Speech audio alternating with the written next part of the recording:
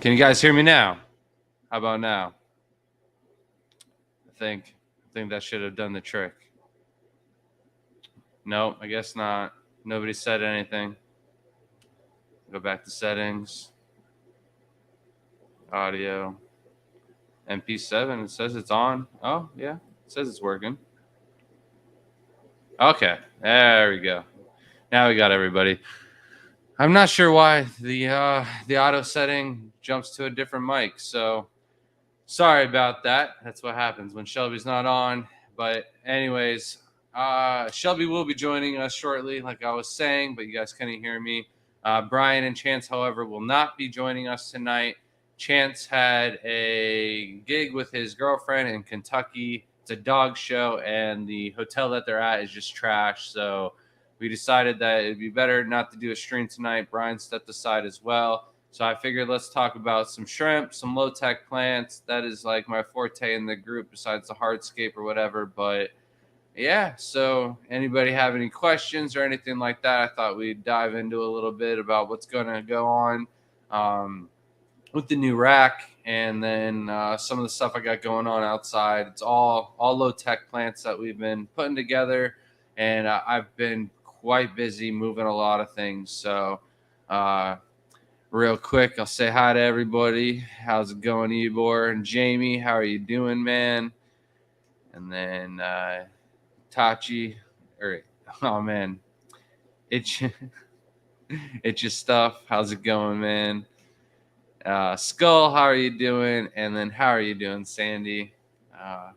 Watching too much Naruto. That's all I can see. I'm dyslexic, and that's what my brain wants me to see. So, but really busy day for me. Had a bunch of packages going out. Kids stayed home from school, and decided it was a good day to go out and get in a bunch of plants, move them around from outside. I'm slowly cutting back on the amount of plants that I have out in the tubs in the greenhouse. I know that I said I wanted to do a greenhouse video, update everybody on the tubs outside. However, I decided that doing some of the other videos and stuff that we have already filmed would be better off making some space on the computer and on the phone. But I will be getting to that.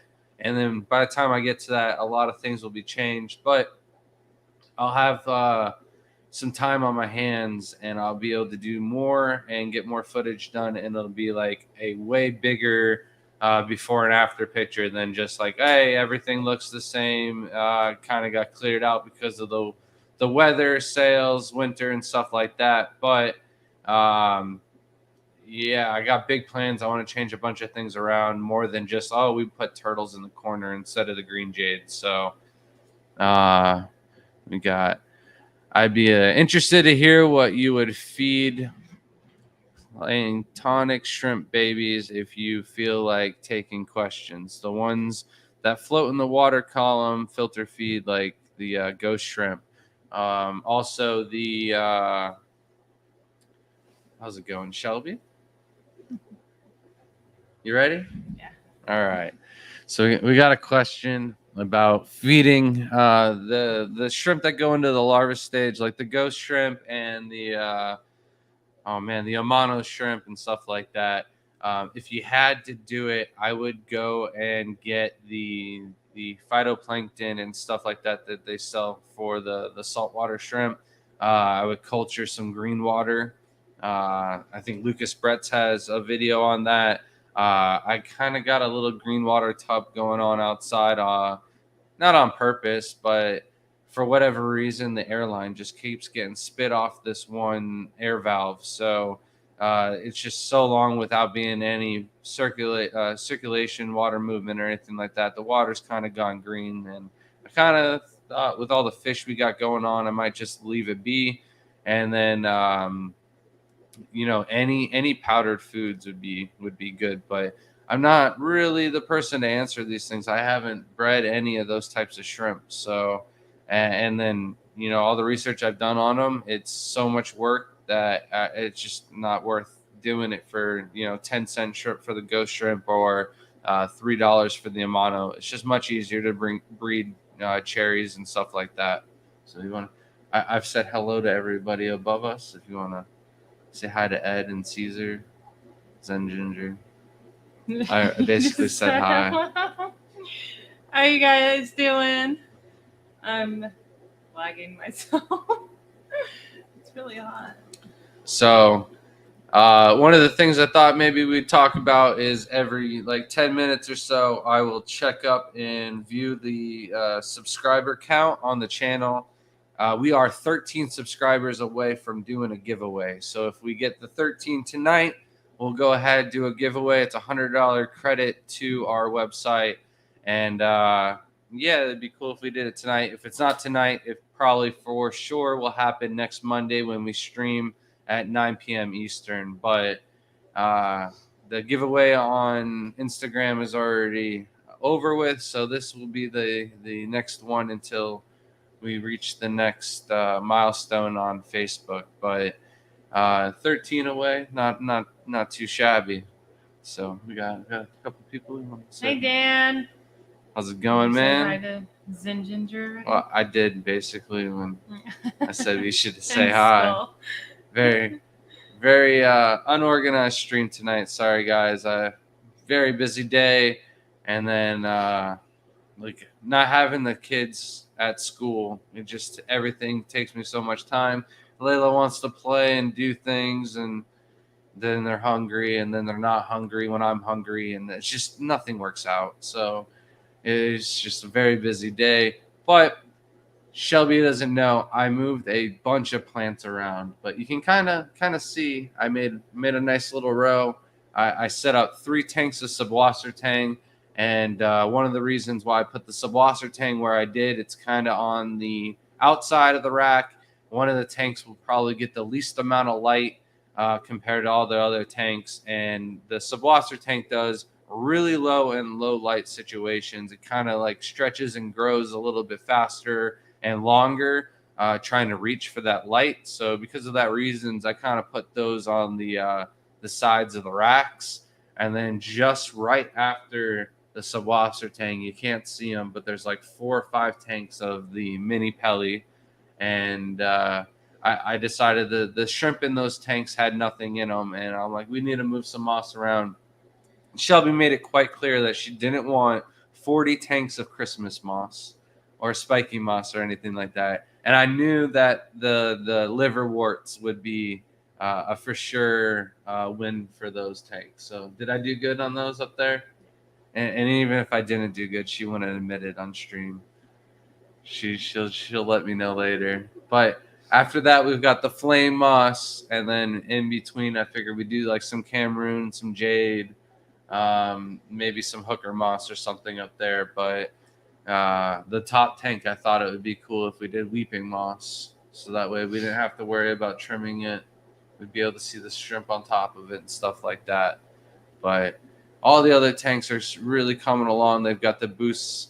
Some of them got boosts. Some of them got Anubis. Some of them got Java ferns, and then some do have Christmas moss, spiky moss, and the peacock moss. But all of those are really, really good low tech tank plants. And then we also got the Hydrocosta, the Monte Carlo, and micro hairgrass. That is the dwarf hairgrass, not micro hairgrass. I want to say micro sword, but that's outside. So, Hello, Lonnie. And I don't want 40 tanks of Christmas moss, Dan, because we have like 100 tanks of Christmas moss. I think we already have 40 tanks of Christmas moss. She doesn't If not want more. another 40 tanks of Christmas moss. We got plenty of Christmas moss. I like variety, and I also like rare plants. So I was fighting you for center position. So I realized. We like to collect plants. So Christmas moss takes over way too much. So, and we cannot sell it fast enough. And only at the shows can we sell it like crazy.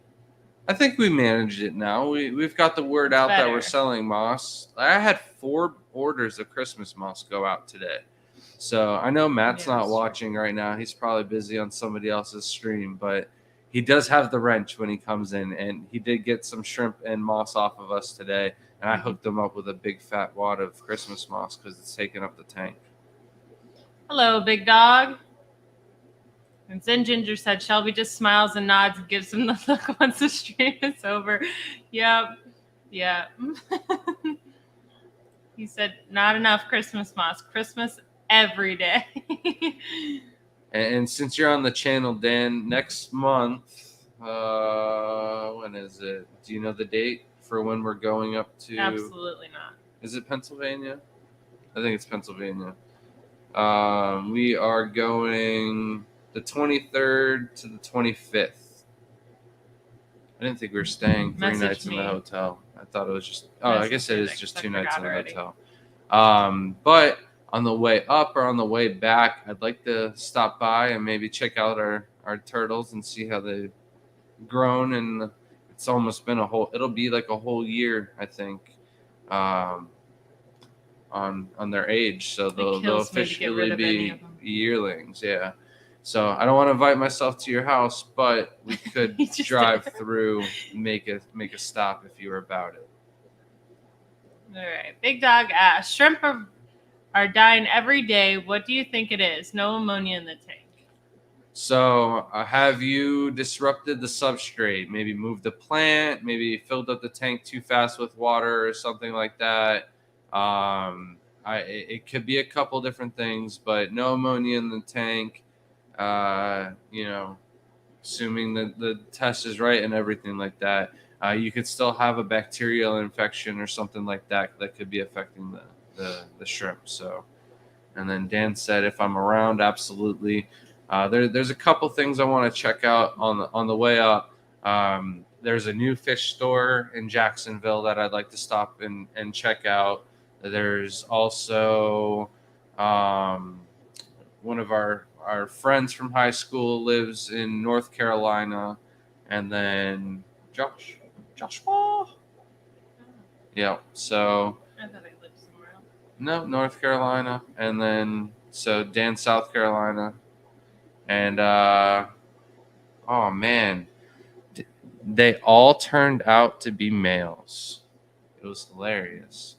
So I guess it's just really cold in that area where we put them. I guess maybe because of the shade cloth and stuff like that, the ground right there doesn't get that hot. But man, I was so worried. I think it was the first clutch. I was really worried because we were getting so much rain and the area was just so flooded all the time that I was worried that the eggs weren't going to get enough oxygen or something like that. But our first clutch, we got a female out of the one we kept.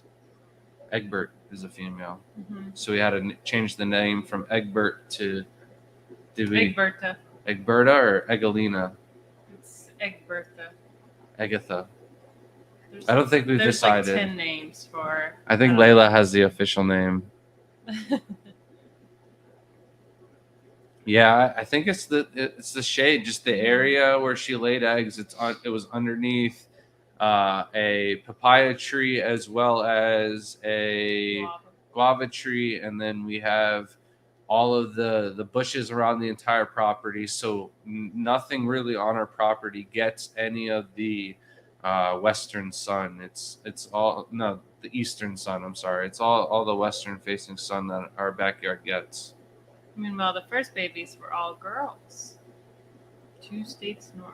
That's awesome though. You think you have it backwards for terrapins, where you need it?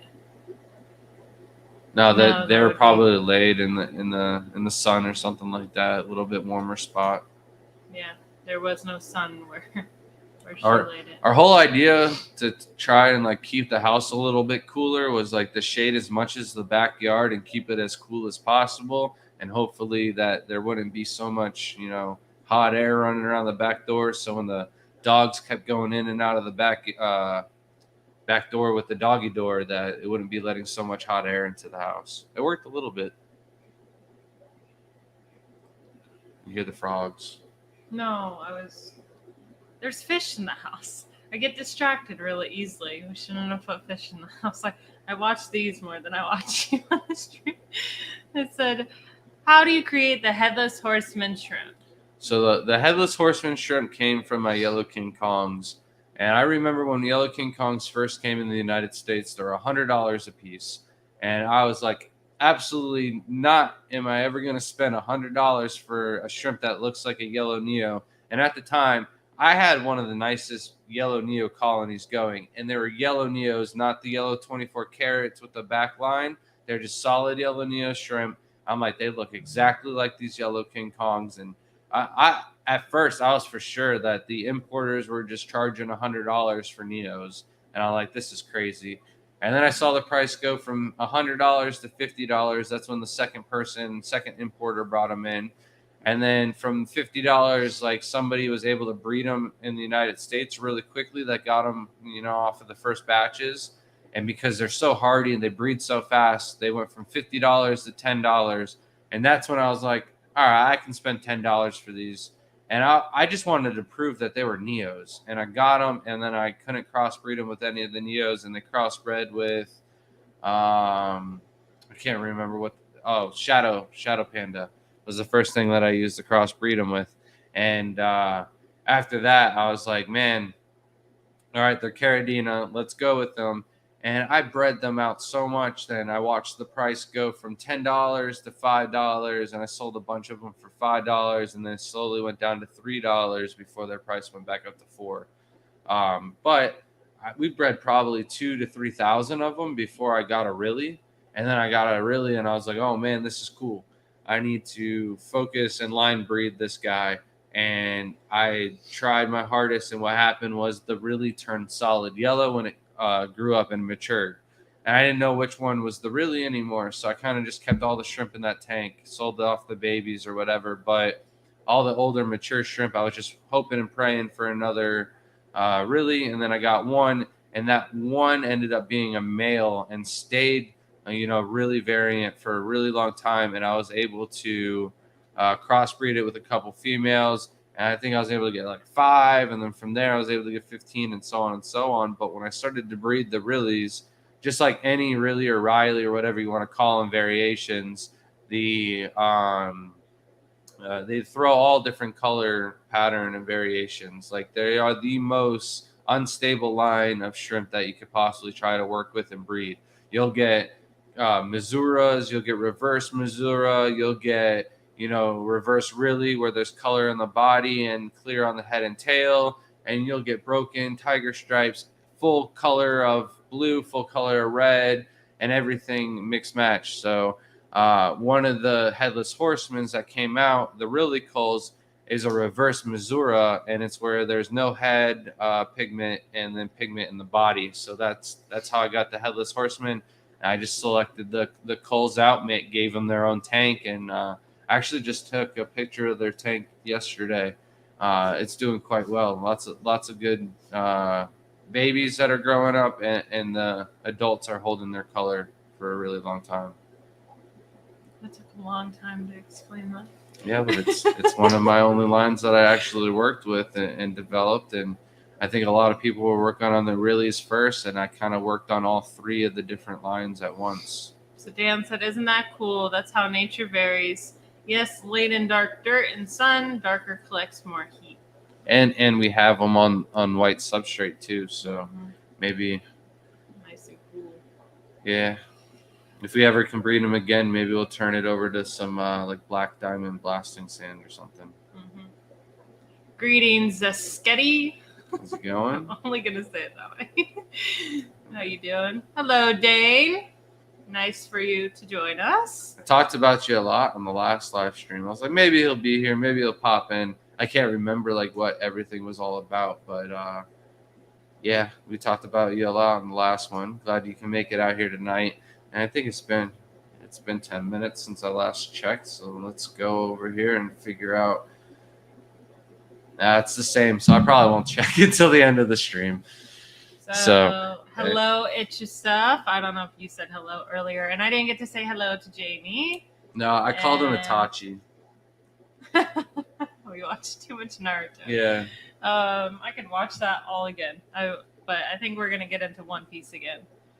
You're gonna have to watch all of them over. And for those who are just joining us, if you're not subscribed, hit that subscribe button. We're 13 followers away from doing a $100 giveaway. So if we can get that tonight, I'll go through and give that out tonight. But If not, it'll happen for sure on the next week's stream channel. And welcome, Mountain. So, It's Your Stuff said, what type of low-tech carpeting plant would you suggest? Monte Carlo. It is our go-to foreground plant. It grows really well without CO2. It grows super, super low. Like I have a tank. We have a tank of it growing right there for probably 3-4 years, and I've never had to trim it. It grows super, super slow. So what we suggest is doing a dry start first, getting it to grow out, cover the ground where you want it to go, and then filling it up with water. You'll get some melting, but the roots will come back really strong, and you'll have a nice foreground covered plant. Second one would be the dwarf hairgrass. I really like the It just takes Marcella so or the long. Glosso or whatever it's called, but it grows super, super slow. So does the dwarf hairgrass in low lighting, though. Yeah, but if you can get it to grow first and then fill it up, it just survives, and you don't really need to trim it. If you get the Bellarmine hairgrass, it's really low light, or really low to the ground, low height. Jesus. Jamie asks, how's the allergies? Much better tonight, not dripping. I did touch something in the closet, and I was like, uh-oh, let's hope that doesn't start it. Dust is my worst enemy. It's what it is she goes through like 30 different outfits before she sits down for the stream. So she's like digging through, like, oh, maybe I'll find something new. Oh, and then there's the dust, and then there's the allergies. So that's what happens every single time. Sometimes. Yeah. I cleaned something the other day. That's why. Ebor said, I'm having problems with my dwarf hairgrass, but I haven't given it that long. Yeah, it takes forever. It grows super, super slow. And I'm not sure if you have shrimp in the tank or anything like that, but if you don't, you could always use some root fertilizer tabs or something like that. And then CO2 is definitely going to help. Yeah, he said, cool. I have some money on a CO2 tank, and it grows fast under those conditions. Yeah. If I had CO2, I'd probably actually do like dwarf baby tears or something like that, because you wouldn't need to trim it as much. It wouldn't grow nearly as fast. It's beautiful. So one of the other things I did was I went into the blue diamond pond, and I took out all the anacris and put it in the hot tub. So all the black mollies that we got off of Dane can hide, and I don't have to worry about the birds getting them, because I forgot those birds go right into the hot tub. We have some big giant heron and cranes that just will be in our backyard all of a sudden. Like, that's why we have the dogs, and the dogs will be slacking, and they don't know that the birds are out there. They're sneaky sometimes. And yeah, we've got egrets, and then I've seen the sand cranes up there as well. Always tissue culture cups. Seeds, no. Culture cups are the way to go for Monte Carlo. It's going to be the cleanest, no pests, nothing. Yeah, but I don't know if there's any seeds. No, I don't think there is seeds, but like, so here's what I'm going to say. There are legit seeds out there. Chance has Crypt Keeper.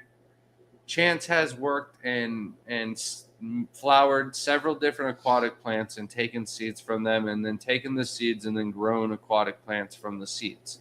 So there are legit seeds out there. The problem is the wish seeds, the eBay seeds, and stuff like that.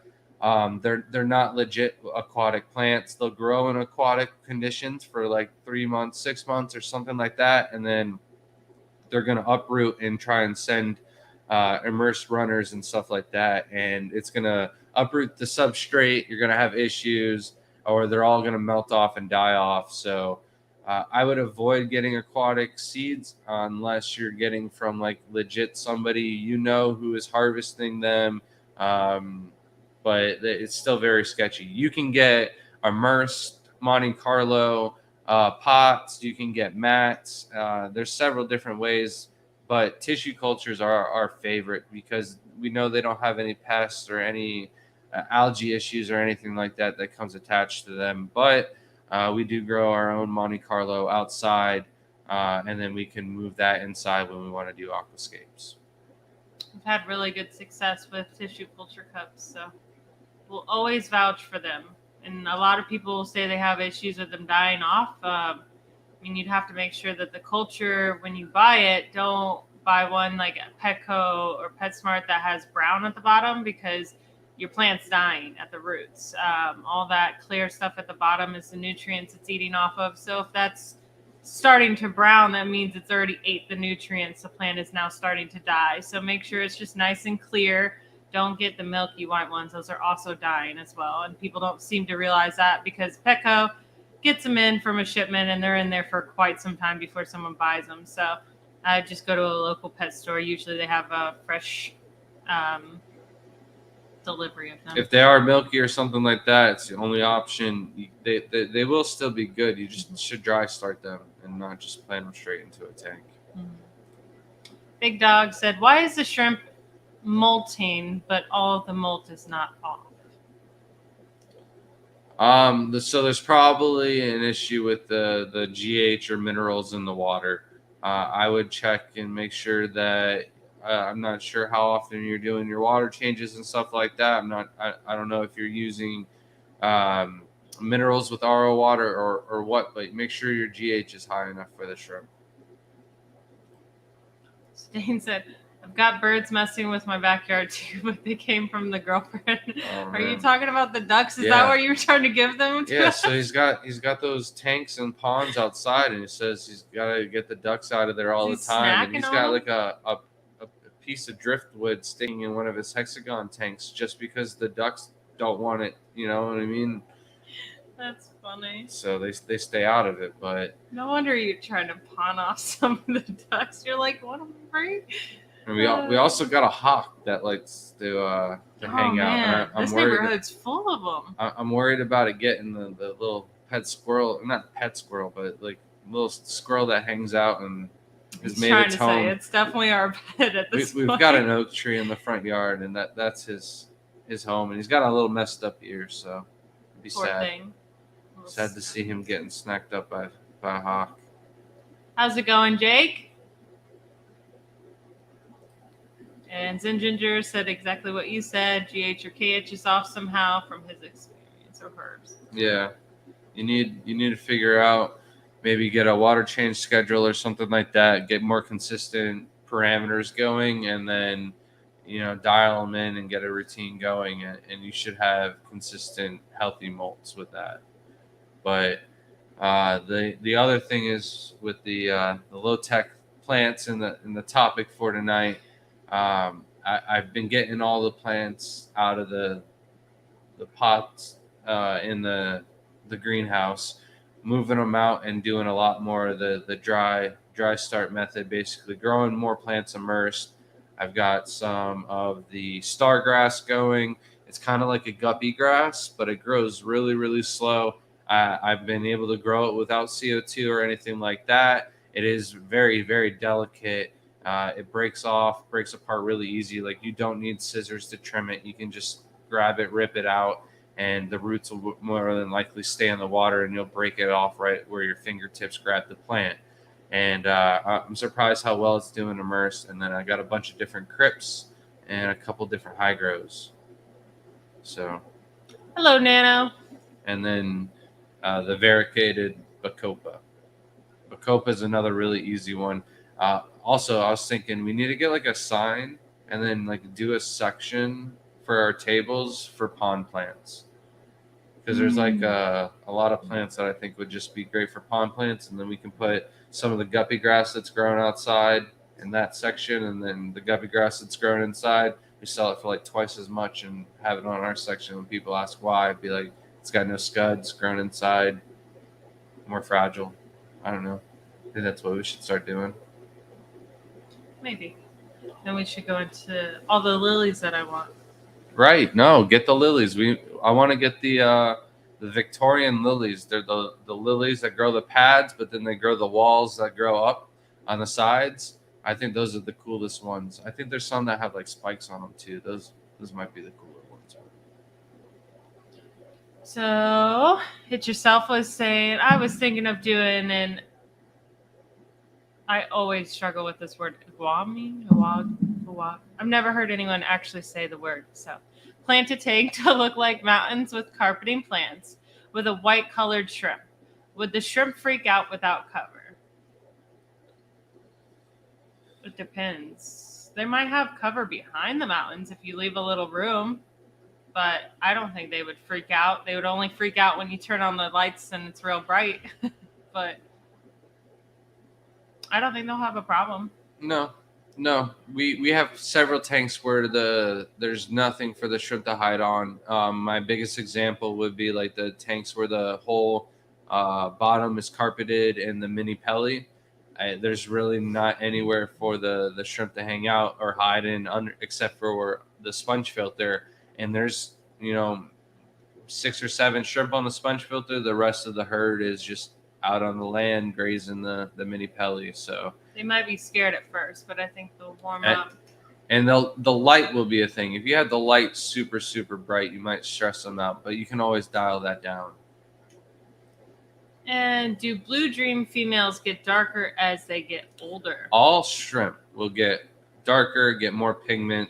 The cells will get more mature as they grow and get older, and therefore they'll get more color. That's the big reason why a lot of people will leave certain shrimp and let them grow up older before they cull. Where other shrimp, they're just going to look really ugly from the beginning, and you can throw them out. But there are a couple that can get out. You don't want to cull all of your fire red males from your red cherries, because those are probably going to be your better ones as they grow older. They could be like painted, So My favorite shrimp of all time is going to be the Stardust for that.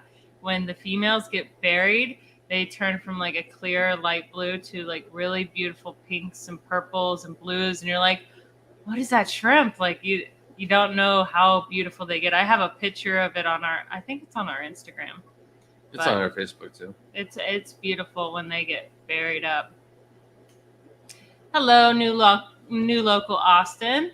How's it going, man? Counting down the days until Aquashella, Houston, Dallas. Oh my God, just too many Texas places. My brother's name's Houston. That's why he gets confused. Big Dog asks, what is good TDS for King Kong and Pinto shrimp? So look into where you're going to get them. There's like 2 different TDS ranges where a lot of people keep them. Some people will keep them like 110 to 130. Others will keep them 140 to 160. And so you really just kind of want to either match the parameters that the breeder keeps them at, that you're getting them from, or keep everything the same, and that's what's going to be most efficient for you. You can keep all of the Carolina shrimp in your house at either 110 or 150. It just takes some time acclimating them. Say you buy them from a breeder that keeps them at 110 and you want to keep them at 150. You might get very, very slow breeding the first generation or so on, but those babies that are born in that tank, when they have babies, they're going to just produce like rabbits. They're already acclimated to your tanks. They're growing up, and then every generation after that is just going to be kicking them out just as fast. So that really depends up to you. But anywhere 110 to 160, you can adapt the shrimp to those, and they will thrive, not just survive.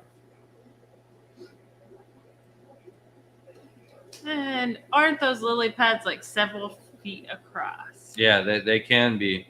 They're huge. I think it would be really cool if we had like 3 or 4 of them on the pool, and the little ones can go up into the top ponds or whatever. But I also think that they're an annual or something like that, and they'll die off every winter, and you have to plant new ones in the spring. So I'm not sure, but I do know there's a nursery that keeps them, and they wouldn't sell to the public. But now that we have our nursery license, Shelby filed for our Florida resale license on Monday, so we should find out about that tomorrow or Friday. And if all that goes into effect, then we can start going to some of these nurseries, getting some of these plants that we don't really carry in too much, mainly just tissue culture plants. Like we want a lot tissue culture, maybe getting some Boost and Anubis and stuff like that. But then shrimp foods is going to be the first thing on our list. We're going to go through, get the whole line of Shrimp Envy shrimp foods available on the website, and then some Snowflake. I got some local beekeepers that we can get some bee pollen from, and there's a couple other things that I want to get on the website. Shelby has been begging me to get some wood on the website, so we have some, local people that have a good wholesale wood business, so we'll be doing that as well. It's just we have no room to put a pallet of wood right now. Like, our garage is filled with tanks. I know I'm not building the 90-gallon tank stand just yet, but that 50% off on the tank sale at Petco is just too good to pass up. And Friday we will be going and clearing out another 3 or 4 Petcos, if not more. I think there's something we have to do Friday. Sunday we have plans, by the way, at night. What at night? Yeah. Hello, Gary. We're going paintballing during the day, though. Yeah, that's. We'll see. We'll see. See how hot it is and if it rains. How's it going, Gary? So Spaghetti has a 1/4-acre pond. The things we would do with that pond, the amount of turtles I would put in the pond, you would have an army of turtles. You're glad. Be thankful you don't live near us, because we would come dump turtles in your pond. No, we would not. I would. We can only keep so many here. Yeah, but they could only keep so many too. So we're breeding other turtles. Talking about many different turtles that we'll be keeping in the future. We need a bigger property. We really do. Can you grow water lettuce outside down here? Yeah. It's in nature here. So isn't it not? It's an invasive species, so don't get caught transporting it, or delivering it, driving around with it or anything like that. But if it's at your house, you won't have any issues with it. At least that's what they're not going to ask Fish and Wildlife explained to us when they had their talk at our local club meeting. It was very, very weird. They're like, yeah, you could, you don't have to kill the fish. You don't have to do this, do that. You put all those stigmas to sleep or whatever. But then we're like, what about all these plants that we have or don't have at our house? And he's like, well, you can have them. Just make sure that they can't go into, a native water system or anything like that. But it's like the snake heads and stuff like that. We can't have those, but they're so invasive down here. It's just a shame. But they're thriving in South Florida, but they would never survive where we live. We're like right at that freeze limit mark where nothing's gonna live where we live, tropical wise, anyways. So Crypt Keeper said, just harvested a plant from the river via fishing hook. Almost looks like a crip with the crinkly leaves, but each leaf is coming off from one stem. Gonna treat it with peroxide when I get home tomorrow and toss it in the 75 community fish tank. So we found like similar plants like that at the preserves that look like crips, but they're growing on like the sides of hills and stuff like that. So I don't think they're gonna be all right in a fish tank. Hopefully it does well. We stocked it with bass and perch. Now we have snapping turtles and muskrats. Well, you're definitely never going swimming in your pond. The snapping turtles.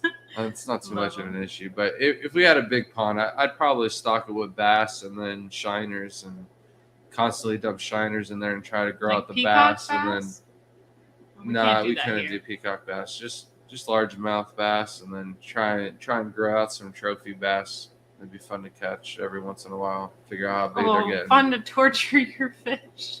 You just like a barbless hook.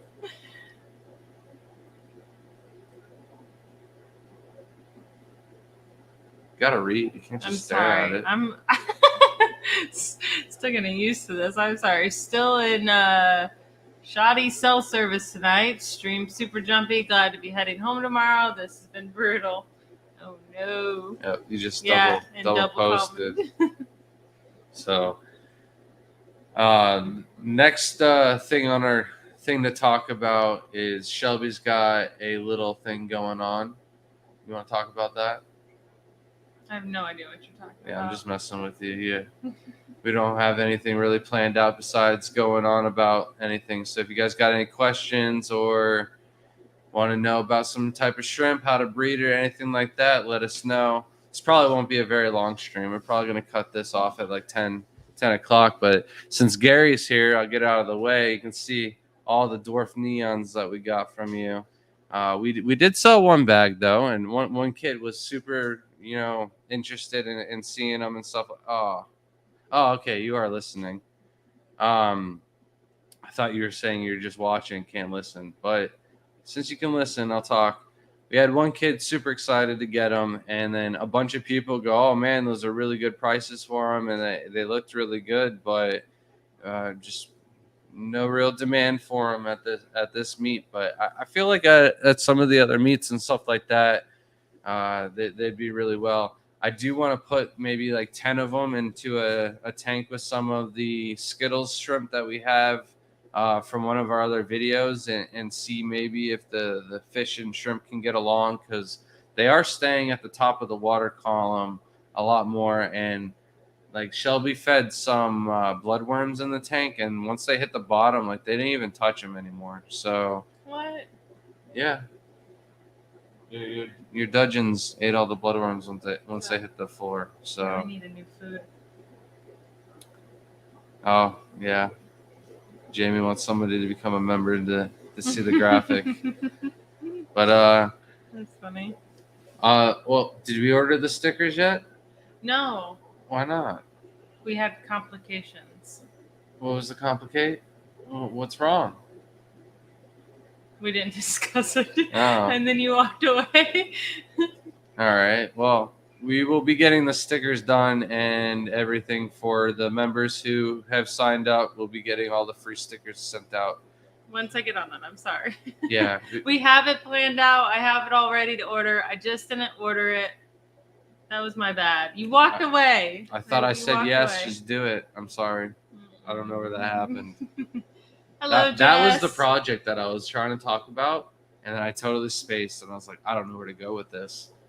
It was just the stupid stickers. I don't know why I totally spaced on that.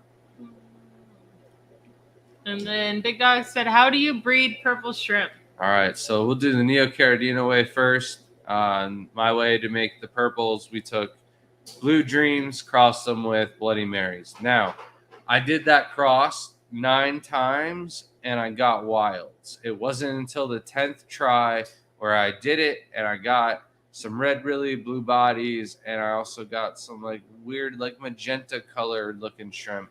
And when I got those breeding and I bred those out, in F2 we got some purples. They were purple rillies, purple rilly with blue bodies. I brought them to the Aquashella Dallas contest, and when I brought them back, I really didn't get any more breeding out of the purples. So I think if I'm going to go ahead and make more purples, I'd probably do the original cross again and then try to breed out the rillies and just separate them for purple, because instead of the purple, I went more for the red rilly blue body, and that's really where the colony has gone. Every once in a while I'll get a purple one out, but the focus was on the blue bodies. So it's definitely possible with Blue Dream and Bloody Mary. But then, so if you want to just go ahead, we do have one for the donation. So thank you, Jamie. And thank you. The Caridina method of breeding the purple shrimp, my best method so far has been using some Serrata shrimp, either Tangerine Tiger or Aurora Blue Tiger, crossing with the Taiwan bees, and then after like 6 or 7 generations, up to 8 generations of inbreeding with the same shrimp, not bringing in any new blood or anything like that, I was able to get some purple shrimp out of those. And then from there, it's just selective breeding the purple out. All right. Gary said that they've never seen bloodworms raised on brine shrimp. Yeah, baby brine shrimp. Baby brine shrimp. Fry food and granules. Yep. I'd be interested to know what type of granules you use, because they do not like the Bug Pro very much either. None of my fish seem to like it after a little bit. Like, they liked it the first day, and then all of a sudden they didn't like it anymore. So trying new foods. If you guys recommend any good food, let us know. Kind of smaller fish, more like Killies fish and nano fish. Yeah, I think I'm gonna go the Lucas Brett's method and use the tetra-colored granule pellets or whatever he uses. We've never really kept fish, and we always have so much big ones. Yeah, we always have like so much random fish food that's been given to us at the shows, and like in the bags and stuff like that. You buy certain tank kits and they come with free fish food, and we just never had fish, so it's just always sat. And we never really had to buy any. I know I want to get the Aquamax, like the very small pellets and stuff like that. That'll be like the creme de la creme fish food for us, I think. And we can get it at our Florida Farmers Aquarium Co-op. So it's always a good deal there. Skull said, all my small fish like the small pellets from Ken's Fish. Yeah. We get a lot of stuff from Ken's Fish, but never the fish food. No. We got our Alitas from there, and then some other little nooks and cranny things. So Zen Ginger recommended the Sarah. Is it Sierra or Sarah? I gotta ask next time. Sierra. Oh, Nip. Nip tabs. Like the name of it.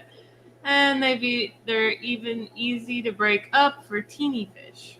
The sad thing is we might have some of those. I don't know where the Sierra food is. Like, we had a bunch of little shrimp food and stuff from them, and then when I broke my ankle, everything got lost in the garage.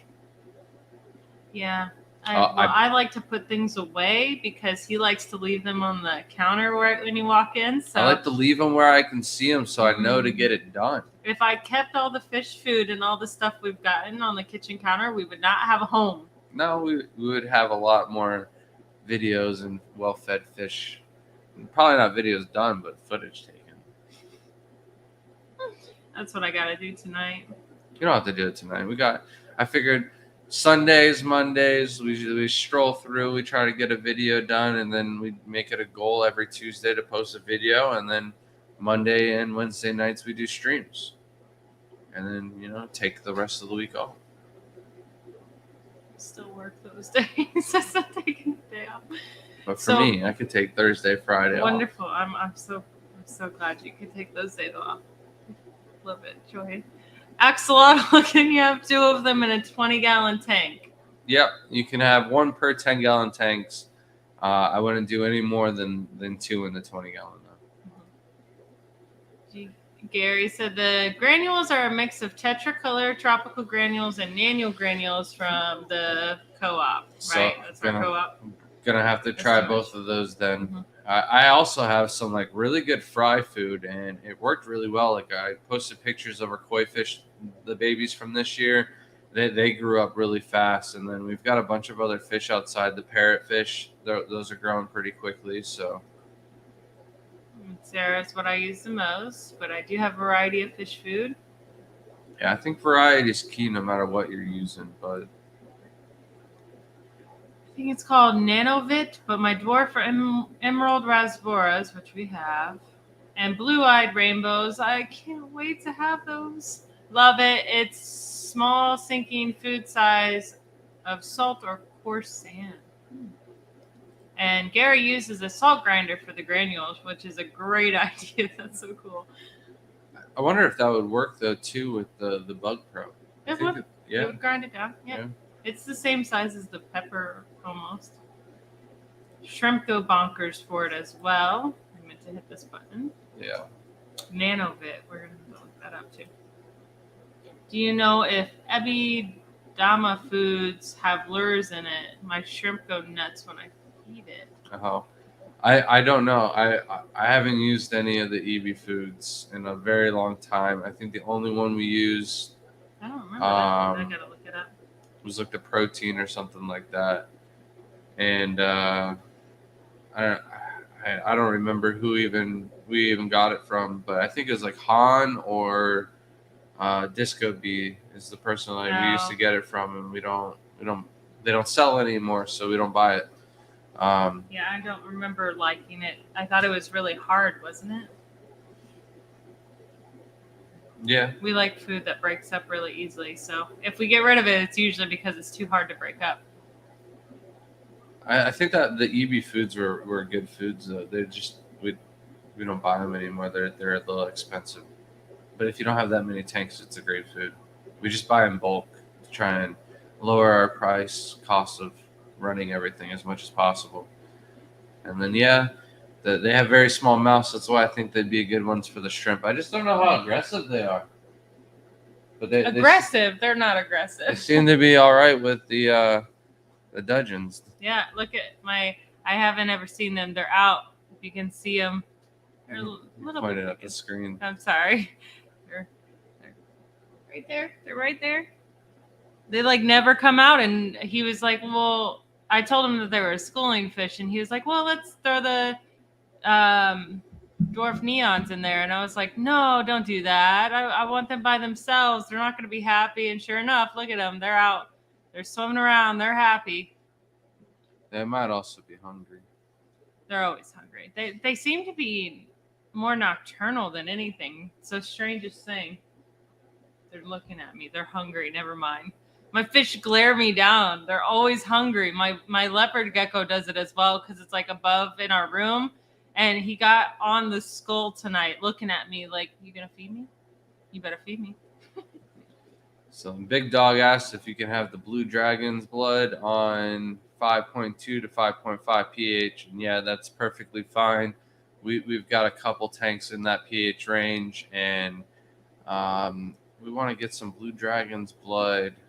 I think it's from the Bloomfields. Mm-hmm. There might have been somebody else too that had some dragon. Oh, Elvis. We have some already from Elvis, so and he has them homebred. So I think I might get some more from Elvis also. But they would be going that exact pH, so that would be fine. You're up. Is that because it had Latin in it?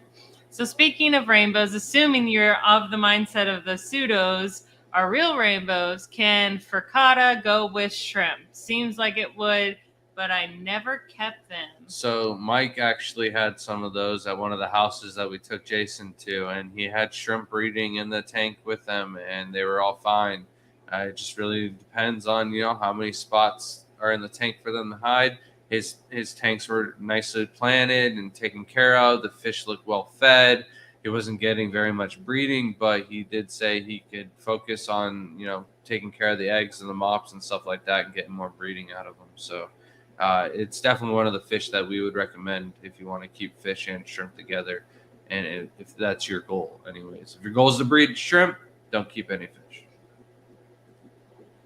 Crypt Keeper said, if you want some cool videos of your fish, there's a food that sticks to the glass. Fish come up and eat from it. When I get home tomorrow, I'll send pics of that and NanoVit. Thank you. Would appreciate that. Also, if you guys haven't seen Chris Lukops, the new food that they just had out, they got like little tiny stars, hearts, and then unicorns. And I messaged him right away to try and get my hands on some. And gave him the address, and he said he sent that out the next day. So hopefully we get that. I'm not sure how long it's going to take to get here from Germany, but I am super excited for that food. It's always interesting to have a little gimmick like that. It'll do really well probably on one of our TikToks or Instagrams. Right. I wish Gary had a TikTok so you could go see my – I've been posting all the fish lately. So I did a tequila one today. I think I posted that today. Hello, Chris George. How's it going? All right, and we caught up. Look at that. We're on it tonight. All right. That won't happen now. It's probably going to let me down, but I will double check the subscriber one last time. Yeah, no, it's the same. And I also don't know if like it doesn't upload or update on the hour or on the minute or whatever. So next week we will be doing our normal live at 9 o'clock Eastern time Monday.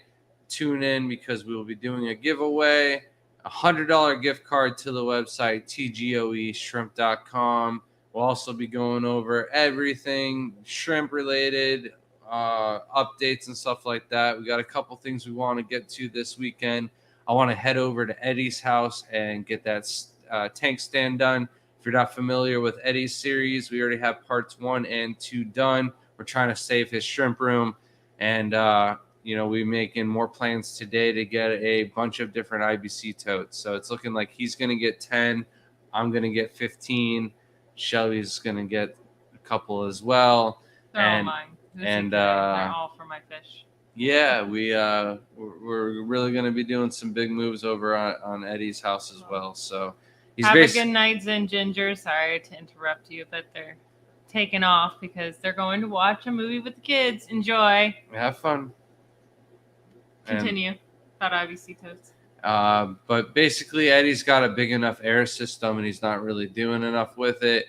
And the side of his house is right next to the fish room. So we're going to drill some holes out the wall, throw some air lines into some tubs, and get those running. He did get a bunch of fish at our last annual auction, and he had some breeding, went on vacation, came home. The breeding kind of halted and reversed a little bit. So we plan on getting them set up outside, getting some summer tubbing going, and then setting something up inside so that way he can house them during the winter time and not have an issue with the colder months. So right. And mastic fish food sticks to the glass. That's pretty cool. There's some shrimp putties and stuff like that. I'm not a big fan of sticking my hands in the water or anything like that. And then I got to wash it. I'm really worried about cross contamination. So it takes us a really long time to feed all our tanks with that. So, golden calcio shrimp, can you have them lower pH, lower than 5 pH? And what is a good mix with them? So golden calcios, I really wouldn't mix too much with them other than other calcios. So you can take golden calcio, blue calcio, red scorpion, black calcio, all of them all together. Keep them in the same tank, and you're not going to get mutts. You're not going to get mutants or anything. I mean, you could possibly get a mutation, but like you're not going to get anything that's out of the ordinary that are unexpected. And you can keep them all pure, so you could always have calcios of different colors to sell from, and nobody's going to be mad that you're giving them, tang tie or something like that. So I would suggest keeping them with other calcio shrimp. I just find this funny. Thanks, Griffiths. Look at that sad face. Everyone make sure your subsequent can smile next time he checks. He looks like a puppy dog every time he's upset. Jamie asked, how did you making out with that bed of Grant eating fish food? I did terrible. I didn't even get close. TikTok has died off. That video that did really well for Easter took over and pretty much keeps playing on everyone's page, and that's the only video that's getting views. My recent videos are only getting up to like 90 views, and that was worse than before I posted that video, and now I'm mad because everything else is just doing crap. I'm like subpar compared to that stupid video. But I know if we do this stupid Pokemon video, which I enjoy, I will love, but it's going to happen. Yeah, we just got to pick back up on the algorithm, and it'll work. But we just haven't had time. But we got plans. What is the best way to find a cheap IBC tote that he can trust to put your fish and shrimp in? And my area, they want around $200 for one. Woo! All right, so we get them around $50 a piece. The most I would pay, and this thing would have to be rust-free and spotless clean. Like they would have to rinse that thing out before I got to them. But Facebook Marketplace, Craigslist, and then like I'm not sure what kind of stores you have around you, but I do know one of the Coca-Cola plants near us. They go through a lot of them, and so if you know somebody there, maybe you can or take a trip there, check it out, or something like that. But Facebook Marketplace is great. A lot of the people will have them listed for hire. Maybe they'll have like 3 or 4 of them. Chances are they'll do them for $50 a piece. Um, and like at $200, I think you can buy them like brand new for like 165 or something like that. So I definitely get them used. We get them with sulfur in them. Sulfur is water soluble. A lot of the stuff that's kept in them is water soluble, so it's just easily rinsed out with water. If you're worried about what was in them beforehand or anything like that, you can throw some gambusia or some cheap guppies in there or something like that to test the pond out before you put something in that's worth some money. But they're definitely cheaper than $200. So then the golden calcio with blue dragon blood, yeah. Or you could do the blocks as scorpions as well. All right, you read it. The only plant alive are the Anubias. What is good floating plant that doesn't need much light and hard water? So the right here we have the frog bit. That's probably going to be the only thing that I recommend because it's easy to remove. It does send down some roots, but they're easy enough to trim. But at the same time, it's really hard for us to grow floaters in shrimp tanks. We do so much water changes and everything like that the nitrates and nitrates are in the water. They're just so low, it doesn't really feed the floaters that much. So red root floaters are great, but they're just really hard to keep alive in our tanks inside. And thank you, Crypt Keeper. But I think that's going to be it for tonight, guys. It's already late. It's kind of not what we had planned. We had planned a whole episode, part 2 of Halfscape with Chance and Brian, but we just couldn't get Chance's internet working the way we wanted it to. So next week for sure, we're going to go through and do that episode and everything planned. But thanks everyone for bearing with us. And as always, we appreciate you guys watching. And until next time, Thank you. Have a good night. see you guys.